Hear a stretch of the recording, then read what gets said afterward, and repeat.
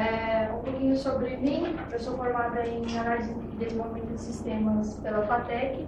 Eu tenho um ano de graduação sanduíche nos Estados Unidos, Ciências Sem Fronteiras. Eu trabalho na Accenture desde janeiro desse ano, trabalhando com aplicativos móveis, e eu tive muita dificuldade de aprender e trabalhar com as tecnologias mais novas do mercado. Hoje a gente vai falar um pouquinho de DevOps aplicado no cenário da indústria financeira em uma aplicação móvel. Mas então, o que é DevOps? Que palavra é essa? Eu ouvi, mas não sei o que significa, não sei para que serve. Algumas pessoas vão dizer que DevOps é uma cultura, outras que DevOps é um padrão de desenvolvimento, ou que DevOps é só um conjunto de ferramentas. Na verdade, o DevOps é uma mistura de tudo isso. O conceito principal é você entender os processos de desenvolvimento do seu software. Desde o começo, desde o desenvolvimento, até quando ele chega até que ele chega até que ele chegue no cliente final. Seja ele interno, seja ele tester de QA na empresa, ou seja mesmo cliente final na loja, né? E como a gente aplica isso em um cenário de aplicação móvel? A gente recebe... só voltando um pouquinho, então a gente entende como que esse processo funciona e, através do feedback, a gente melhora esses processos. Então, o DevOps é isso, é usar o feedback para melhorar todos os processos e entregar um produto mais rápido e com mais qualidade. E aprendendo, né? Porque o feedback ajuda muito nisso, a gente aprender onde está errando, o que está certo, o que está errado, o que a gente pode melhorar. Então, aplicando isso em aplicativos, a gente tem o código, a gente recebe esses requerimentos, isso vai para um repositório. Depois do repositório, a gente constrói o aplicativo, gera os testes, distribui, tem o monitoramento e o feedback. Aí vocês vão parar e vão perguntar: mas eu vou esperar o feedback lá no final da cadeia para eu descobrir como eu posso melhorar meus processos?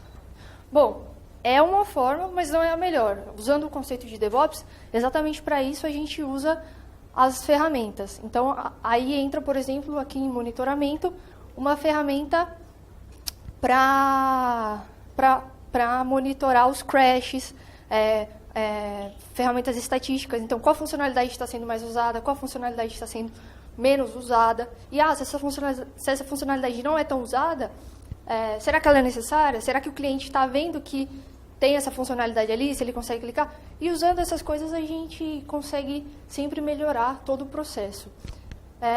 Mas eu vou explicar o nosso projeto, como a gente chegou no DevOps, e aí acho que até o final o conceito todo vai estar mais claro. Então, o nosso projeto, o nosso cliente era um banco, ele estava procurando uma ferramenta para agilizar as propostas de preenchimento e de financiamento de veículos nas concessionárias. Então, era focado em lojistas, em concessionárias. A principal motivação do banco é porque o banco esperava que os vendedores estivessem mais engajados e conseguissem preencher mais propostas em menos tempo.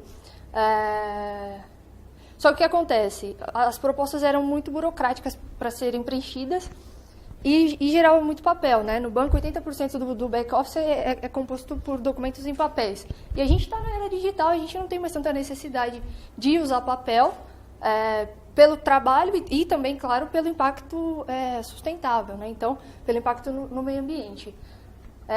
Então, eles tentaram algumas formas de receber documentos por meio digital, mas não conseguiam garantir a qualidade. Uma foto vinha fora do frame, vinha muito longe. E aí, a Vivere, que é uma joint venture da Accenture, ofereceu um projeto de BPO usando a plataforma de crédito. Essa empresa, eles têm plataformas de crédito web que eles fornecem para várias instituições. Então, tudo bem, a gente vai fornecer um portal para esse preenchimento ser mais rápido e funcionar melhor. Legal. Só que se a gente vai oferecer esse portal, como que a gente resolve o problema da qualidade das imagens? Não sei, porque eu vou ter uma pop-up para enviar, como eu vou garantir que essas imagens estão certas?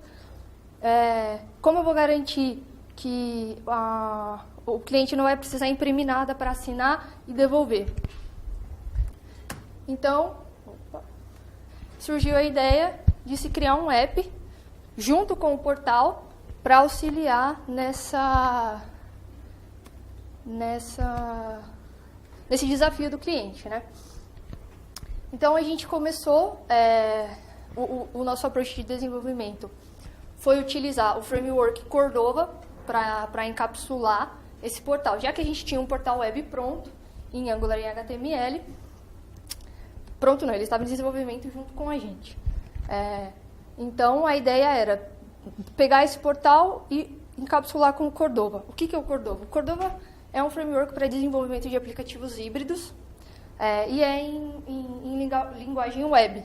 Então, você pode desenvolver o CSS, o HTML, tudo dentro dele, e você gera para as duas plataformas. Como isso já estava sendo feito num portal responsivo, a gente precisava transformar na aplicação. E aí, como que você faz para ter um comportamento mobile? Então, por exemplo, para abrir e enviar um PDF, no computador você clica, ele abre uma pop-up e você envia. No mobile, a gente teve que usar alguns plugins para conseguir abrir a pasta de documentos e enviar, plugin da câmera para abrir a câmera, porque no computador você envia a foto diretamente, você não precisa abrir a câmera. E aí, como a gente solucionou o problema da qualidade das imagens? A gente desenvolveu um plugin customizado de câmera com autofocus, e esse plugin tinha templates, ou seja, overlays dos documentos. Então, se a pessoa clicava, eu vou enviar CNH agora, clicava no botão enviar CNH, a câmera já abre com o desenho da CNH para você ter o frame direitinho e ter garantia que você vai enviar um documento nos lugares corretos. E em seguida veio a implementação do SDK de assinatura eletrônica. Então, a pessoa já gera a proposta na hora no aplicativo, essa proposta aparece em PDF dentro da aplicação e a pessoa já pode assinar e enviar na mesma hora. Então, não tem necessidade nenhuma de papel. Então, a gente começou o desenvolvimento, né, da aplicação e a gente tinha um fluxo de release mais ou menos assim. O pessoal do portal, a gente começou mais ou menos em paralelo, a gente trabalhando nos plugins e eles na parte do front-end do portal. Quando eles terminavam, a gente tinha que esperar eles terminarem e depois a gente entrava com a parte mobile. Então, a gente estava no final da cadeia. O build manual, a gente tinha que fazer o clone. Como o portal não estava maduro, a gente tinha que garantir que ele estava funcionando corretamente, para não esperar cair na aplicação e depois descobrir que era algum erro de layout do portal.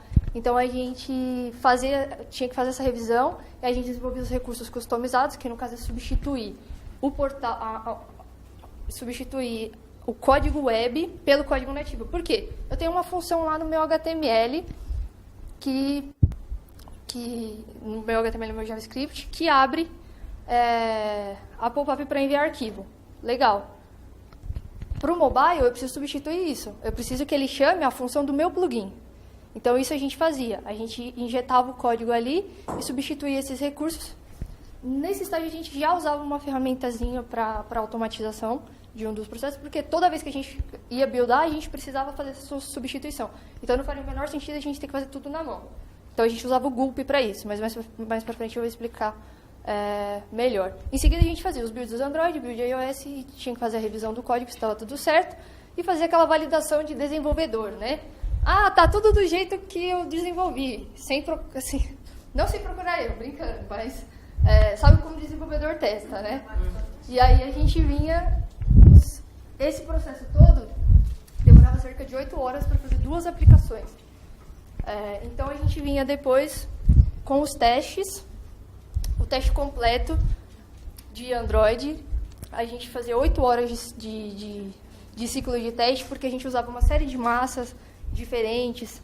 Cada proposta tinha um parâmetro, cada proposta tinha pessoa física, pessoa jurídica, então era bem trabalhoso. Aí a gente fazia 8 horas, mais 8 horas de iPhone, mais 4 e 4 de 2 devices Android para garantir o layout, que pode ficar diferente num device, mais 8 em 2 devices iOS. Então, esse processo todo, até a gente poder fazer uma release do app, demorava 40 horas. Ou seja, uma semana para eu poder liberar a aplicação para os testers. Mas até aí tudo bem, estava tudo combinado, o prazo certinho que a gente tinha era esse, porque o portal estava sendo desenvolvido também. E aí a gente fez algumas releases dessa forma. Só que, brace yourselves, porque, cara, notícias ruins chegam, né? E o inverno também, então é uma loucura. A gente estava tudo bem, tudo lindo, maravilhoso. E aí chegou a notícia que o portal estava sendo desenvolvido muito mais rápido. Então, já tinha criado uma maturidade e eles estavam cada vez fazendo sprints mais curtos. Então, a gente recebeu a notícia que a gente tinha que fazer uma release a cada 2 dias. Cara, a gente estava levando uma semana para fazer e agora a gente precisava fazer em 2 dias. A gente ficou igual o Fry, assim, com certeza. Só que, beleza, até aí, vamos ver como a gente consegue fazer, a gente vai estudar. Mas nada é tão ruim que não possa piorar. Logo em seguida, isso coisa de intervalo de um dia para o outro. Baseado na mesma estrutura, eles solicitaram 3 novos aplicativos. 3 novos aplicativos. Então, assim, 2 dias, 4 aplicativos, 4 para cada plataforma. Cara, foi assustador. Assim, a notícia boa é que 2 desses aplicativos eram para lojistas também, baseados no mesmo portal, igual a gente tinha o primeiro. Aí, nesse caso, a gente tinha que substituir imagens e nomes e layouts relacionados a concessionárias. Já o outro aplicativo, ele tinha um foco mais para o cliente. Então, tinha uma funcionalidade diferente. Por exemplo, era de outro portal e, por exemplo, o cliente tinha que enviar uma foto. Então, quando ele clicasse no botão enviar foto, tinha que abrir a câmera frontal para ele tirar essa foto. Isso ilustra um pouco como a gente trabalhou os dias seguintes, tentando descobrir uma solução para resolver esses novos problemas que a gente tinha. Até que a gente decidiu usar o DevOps. Então, por que a gente resolveu usar? Bom, o DevOps promete uma facilidade, né? A gente tinha, então, 4 aplicativos Android, 4 aplicativos para iOS. Com as ferramentas automatizadas, a gente podia rodar simultaneamente esses builds. Então, o tempo de fazer... na verdade, o tempo ficaria... Eu posso fazer os 8 aplicativos ao mesmo tempo. E... preparação de ambiente é uma coisa problemática, não é? Você precisa preparar o ambiente com todas as versões. E o que aconteceu? Minha máquina pifou e eu preciso fazer uma entrega. Cara, peguei uma máquina no suporte, uma máquina provisória, preciso preparar o ambiente. 2 dias para conseguir preparar o ambiente certo com um SDK decente do Android para funcionar no Cordova. Então, tendo o DevOps, você não tem mais essa necessidade de preparar o ambiente, porque ele está preparado na máquina, qualquer pessoa consegue rodar. Não tem a necessidade de, para iOS eu preciso de um Mac. Pô, mas nem todo mundo da equipe tem um Mac, então vai ficar concentrado em uma pessoa só? Não. Com isso, como é na nuvem, eu posso usar vários ambientes. Então, os pontos principais, a gente teve velocidade e qualidade na garantia de entrega. Então, com o DevOps, a gente conseguia builds mais rápidos e fazer as releases em menos tempo, como era solicitado. A gente conseguia verificar a qualidade do código, então isso reduz, consequentemente, as falhas. E a gente não tinha mais tanto trabalho manual, não precisava ficar refazendo as coisas. Ficar testando os fluxos de teste de 32 horas, igual a gente fazia antes, porque a gente podia usar testes automatizados, inclusive em inúmeros dispositivos, o que para a área de mobile é muito importante, porque você tem centenas de dispositivos e sistemas operacionais diferentes, e não tem como você garantir esse teste na mão em todos esses dispositivos. Você teria que comprar todos eles, e é absurdo.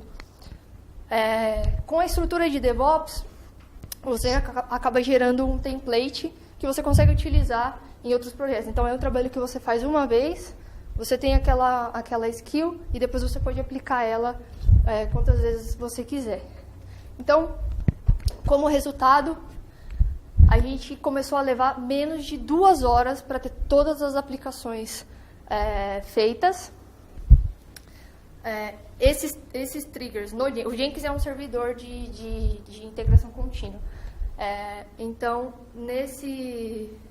no Jenkins, a gente podia ir lá manualmente e começar um job, ou só pelo commit, comitei com uma tag, ele já começa sozinho, sem precisar ter intervenção. E os testes que a gente levava horas e horas e horas, usando o Device Farm, a gente passou a levar aproximadamente 10 minutos para testar, isso simultâneo.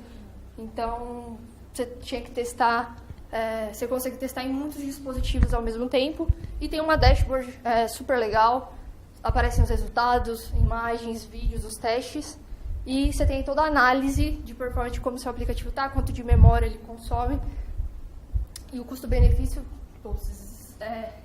17 cents por minuto de dispositivo, nem se compara a você ter que comprar 285 aparelhos. Então, a gente passou daquele tempo para 2 horas e 10. Legal, você me mostrou o DevOps, você me mostrou qual era o problema de vocês e o resultado, mas e aí? Como vocês fizeram? Bom, como que a gente passou de 1 semana a 2 horas? Primeiramente, a gente começou aplicando a cultura mesmo do DevOps, que foi entender os nossos processos de release. Então, por que o nosso processo de release era demorado? Por que a gente levava tanto tempo? Então, a gente foi adaptando esses problemas, e a gente mapeou e entendeu quais eram as nossas necessidades. A gente entendeu as responsabilidades dentro do time, o que cada pessoa tinha que fazer para melhorar cada processo. E aí, depois que a gente descobriu o que a gente precisava, a gente começou a escolher as ferramentas, que as ferramentas são o que vem por último, né? É o que vai se aplicar a todo o nosso planejamento. Não é química, ainda é tecnologia, mas é uma tabela periódica de ferramentas de DevOps. Então, como vocês podem ver, assim, tem muitas ferramentas, tem muitos servidores, tem muitas ferramentas para build. Assim, como que eu escolho uma ferramenta? Tem que olhar qual que é o contexto, o que é melhor, qual é a skill dentro do grupo, como que funciona. E aí vocês podem se divertir e escolher a ferramenta que mais agrada para fazer cada coisa. Então, para o nosso caso, o nosso toolset, como ele funcionou? A gente escolheu o Confluence e o Jira. O Confluence para guardar toda a documentação do projeto, ter uma wiki mesmo de guia. E aí o Jira para fazer o planejamento e toda a estrutura de tickets, sprints e releases do projeto. Então, as solicitações entravam pelo Gira. A gente tinha o time de mobility para desenvolver as funcionalidades móveis e o time de front-end do portal trabalhando em paralelo, desenvolvendo as funcionalidades do portal. Uma vez que o código estava pronto, uma tag era criada no repositório, e aí a gente usa o Git para fazer o controle de versão. O nosso repositório móvel é clonado. Aí a gente fez uns scripts em Shell Script para conseguir clonar a tag do repositório e chamar as outras ferramentas dentro dele. Então, a gente usava o gerenciador de pacote do Node para instalar todas as dependências do projeto. Em seguida, a gente utilizava o Gulp para fazer aquela substituição do código web pelo código mobile. O que é o Gulp? O Gulp ele é uma ferramenta de automatização de tarefas. Então, você cria tasks lá dentro que você pode fazer uma série de coisas. Então, você pode... no nosso caso, a gente usava para substituir o código e para injetar código novo nesse portal. Então, a gente usava tags nesse portal que a gente identificava elas e injetava as nossas funções. Em seguida, a gente utilizava o Grunt para construir o portal e minificar todo o código. Depois que o portal está pronto, essa pasta era copiada e encapsulada pelo Cordova. Agora ali você vai perguntar, você usa o Gulp? Eu uso o Grunt? Os dois não são ferramentas de automatização? Os dois não servem para a mesma coisa? Sim, os dois são ferramentas muito parecidas. Mas o Grunt, ele era um requerimento do portal web. Então, a gente, consequentemente, teve que utilizar, porque os desenvolvedores do portal utilizavam. Mas a gente escolheu utilizar o Gulp porque ele é mais orientado a código. Então, tem mais cara de código. A gente consegue programar as Gulp tasks. Já o Grunt, você tem mais uma cara de um arquivo de configuração. Então, assim, pelas skills dentro do projeto, a gente decidiu utilizar mais o Gulp. O Cordova, como o portal já estava pronto, era um comando mais simples, só para fazer o build da plataforma desejada. E nesse meio tempo, a qualidade de código era feita pelo SonarQube. Então, o SonarQube ele é uma ferramenta para medir exatamente isso, a qualidade de código. Ele procura bugs, procura vulnerabilidades. Ele tem um quality gate padrão, que de cada linguagem ele aceita muitas linguagens, mas também é recomendado que você programe essas regras, esse quality gate. Então, você pode colocar o que você considera que é um código de qualidade. O código não pode ter comentário, não pode ter... Então, você consegue configurar toda essa informação. Depois que a gente já tem uma APK e garante que o código está legal, a gente chama o framework de teste. Por que a gente usou o Appium? O Appium é um framework de teste. Por que a gente usou o Appium para fazer os testes? Reaproveitamento de código. Por quê? Você consegue usar para aplicativos híbridos. Então, a gente tinha Android e tinha iOS. Fazendo apenas um código, a gente... poucas adaptações, a gente conseguia reaproveitar ele e gerar todos os testes ali. O Appium você pode programar em outras linguagens. E é uma ferramenta bem conhecida assim, nesse mundo de teste. Assim, tem bastante apoio da comunidade. E aí esses testes rodam dentro do Device Farm, que é a ferramenta de testes que já expliquei lá em cima. Beleza, rodou, os testes estão ok no Device Farm. São distribuídos através do Fabric. O Fabric é uma ferramenta de distribuição de aplicativos beta, né? Era do Twitter, agora a Google comprou. E essa ferramenta não serve só para distribuir, ela também faz o monitoramento do aplicativo. Então, se o aplicativo tem crash, você recebe uma notificação, você consegue ver qual device foi, em que linha de código esse crash aconteceu. Então, assim, essa ferramenta aqui é muito importante para o nosso feedback lá de cima. Então, beleza, está pronto, está no Fabric, o aplicativo é distribuído para os testers de QA, que validam as coisas. Mas beleza, Dani, você me mostrou aqui todas as ferramentas, mas como que isso é automatizado? Não está faltando alguma coisa? Aonde você roda tudo isso? Bom, no mordomo favorito do DevOps, o Jenkins. O Jenkins ele é a nossa ferramenta o nosso servidor de integração contínua. Então, ele é uma ferramenta super poderosa. Todas essas ferramentas você consegue rodar dentro dele. Então, você aperta um botão dentro do Jenkins que começa todo esse fluxo e chega aqui. Depois que a gente tem a validação dos testers, a gente recebe o feedback. Uma coisa. Todo esse fluxo aqui do Jenkins, a gente consegue fazer integração também com o Slack e mandar as notificações.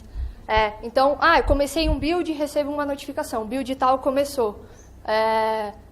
O build falhou, você já recebe na hora, você já sabe o que aconteceu. Então, você pode deixar rodando, fazer outra coisa e você tem em tempo real o que está acontecendo. É muito interessante. Então, depois a gente recebe o feedback, novamente, o feedback do pessoal de QA, através de tickets, no Gira. Legal, para não ficar também só em animação, eu vou mostrar um pouquinho como que está o nosso job lá. Isso aqui é de um aplicativo, então cada aplicativo tem uma estrutura dessa dentro.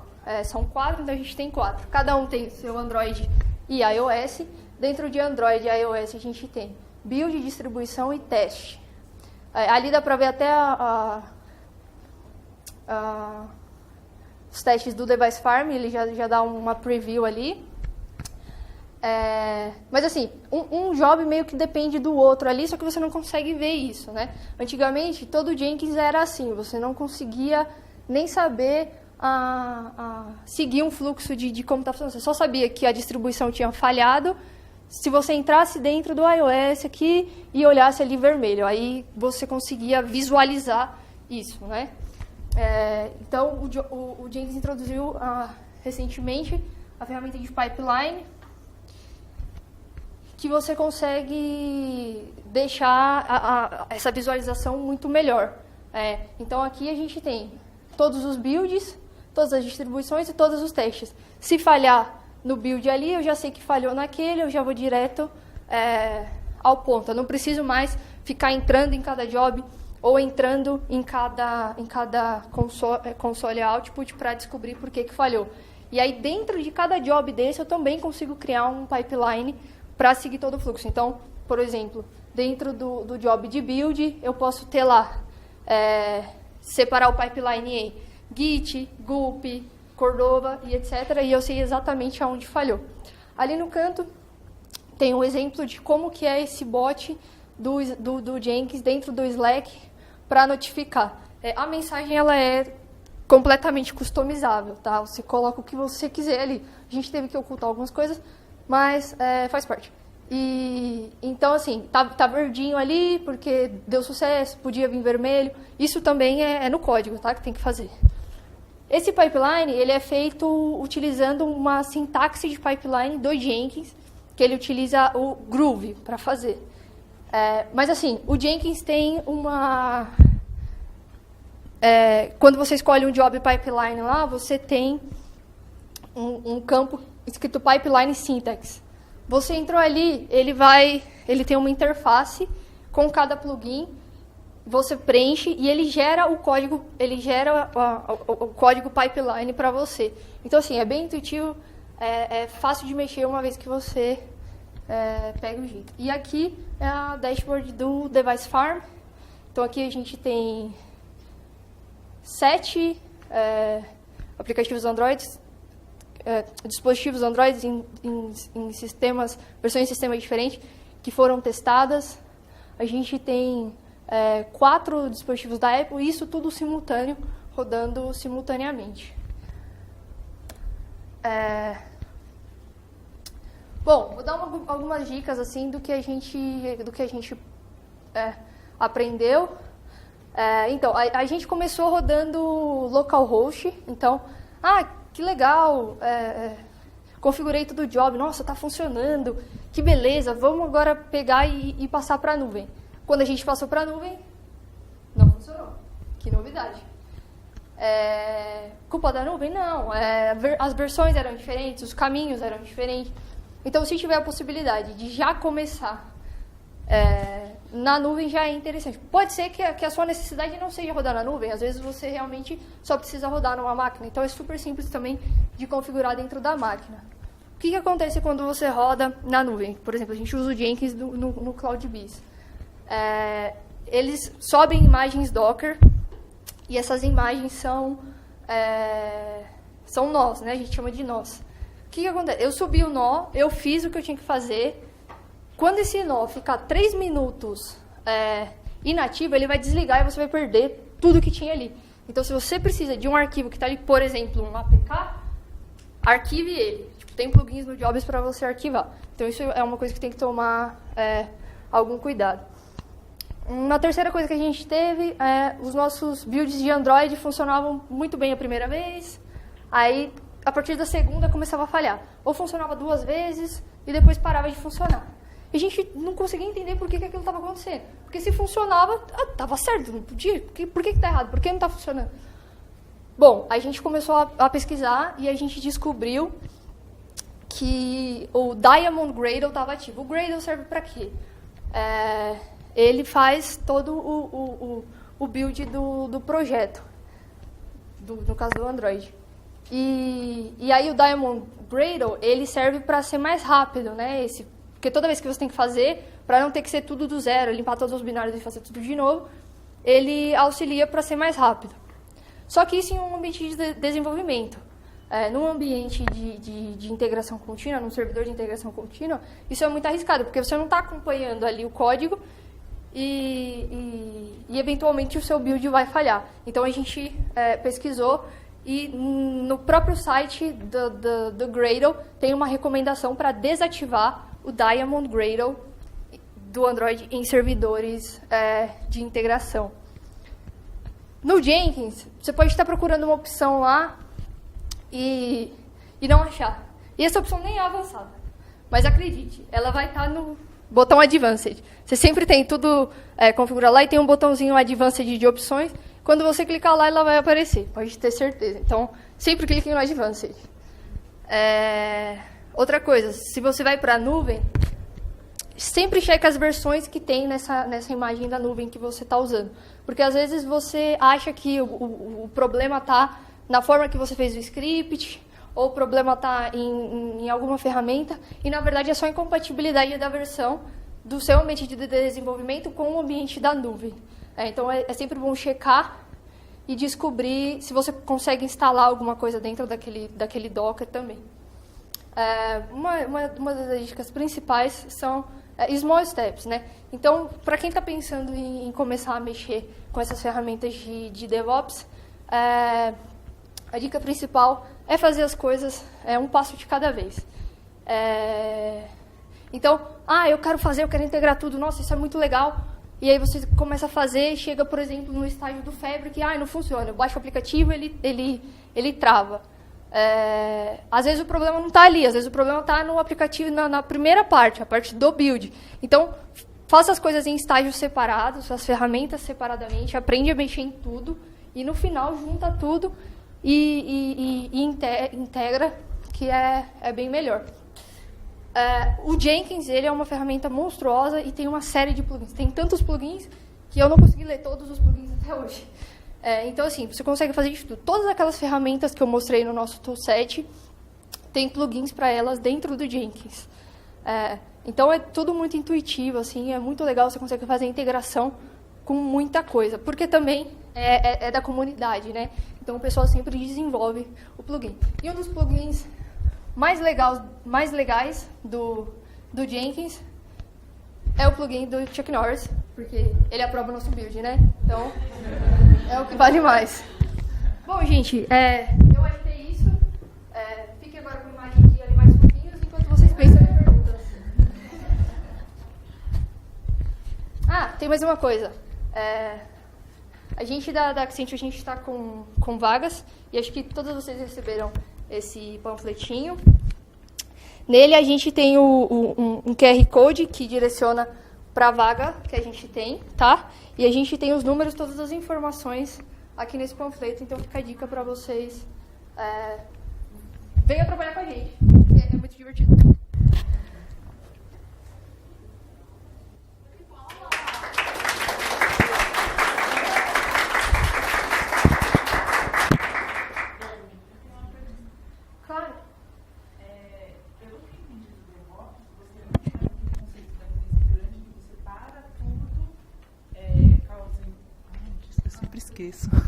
Desculpa. Pelo que eu entendi do DevOps, é que tem um pouco na empresa que eu atuo, então a gente está começando a entender. Não tem mais o conceito de grande release, em que você tem que parar tudo, todos os sistemas param para você poder atuar. Você atua por microserviços. Eu não entendi ainda o que seriam esses microserviços. São funcionalidades? Porque pelo que nos passaram, você não precisa parar mais o sistema. Como assim? Como que você vai fazer essa alteração sem parar? Sei lá, essa parte que ficou meio nublado para mim. Então, assim, o DevOps ele pode ser aplicado em uma série de partes da empresa, de ferramentas de desenvolvimento diferentes. Provavelmente, o seu tem a ver com alguma área de deploy de portal, de sistema, de web, alguma coisa diferente. No nosso caso, como é uma aplicação móvel, a gente não precisa parar nada, a gente só precisa esperar o portal ficar pronto e soltar as nossas releases. Não sei exatamente como que se aplica essa parte dos microserviços, porque aqui é uma visão mais mobile mesmo da história. Mas muito obrigada. Mais alguma coisa? Mas alguém tem alguma coisa? Deixa eu ver se eu entendi bem. A meta era 2 dias e virou 2 horas, por isso mesmo? Exatamente. Não temos meta, chega a meta, dobra a meta. No caso, divide a meta, né? Já era 2 horas e a gente estava fazendo tudo. Assim, sensacional. Foi uma mudança. E aí a gente ganha mais tempo para melhorar os nossos processos, melhorar as outras coisas, focar em outras coisas na equipe, poder agregar mais valor para o cliente, mesmo levar inovação e tal. Então é bem interessante, é super recomendado. Claro. Quanto tempo que demorou desde levar uma semana até levar as 2 horas para implantar? Eu não sei se já existia todas essas ferramentas e esse esquema todo de DevOps dentro do seu projeto. Então, a gente já tinha uma familiaridade com algumas das ferramentas, mas a gente criou mais ou menos assim. Desafio DevOps. Tem 2 semanas para fazer isso funcionar. Então, a meta foi assim... a gente encarou realmente como uma maratona e aprender tudo que a gente tinha para aprender das ferramentas e integrar elas. Então, foram em torno mais ou menos de 2 semanas e a gente conseguiu colocar tudo isso para funcionar como tinha que ser feito.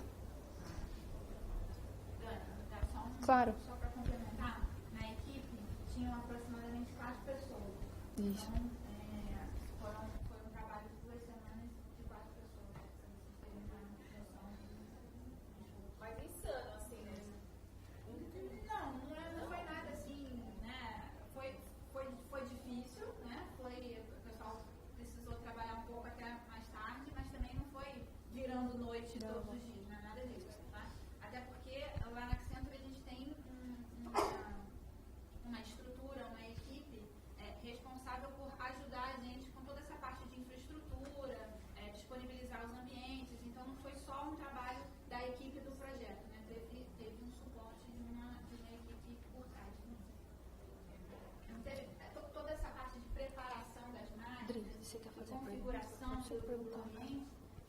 se a Renata quer perguntar.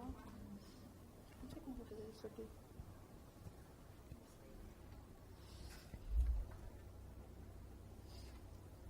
Então, acho que é isso. Estou pensando em alguma pergunta aqui para vocês. Não sei.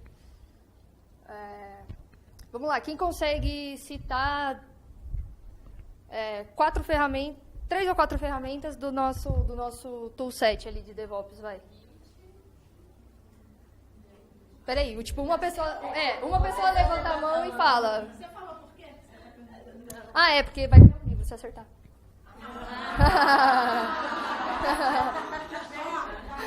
Pode falar. O Giro, o Jenkins, o Brute e... Pronto, é seu.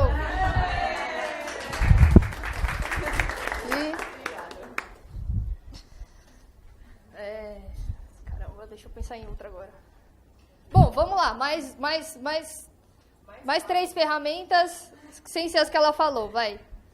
Jenkins, Brute, Falou. Gulp. Você falou que faz integração com o Slack, faz parte? Slack. Já foi. Ganhou também. Pronto.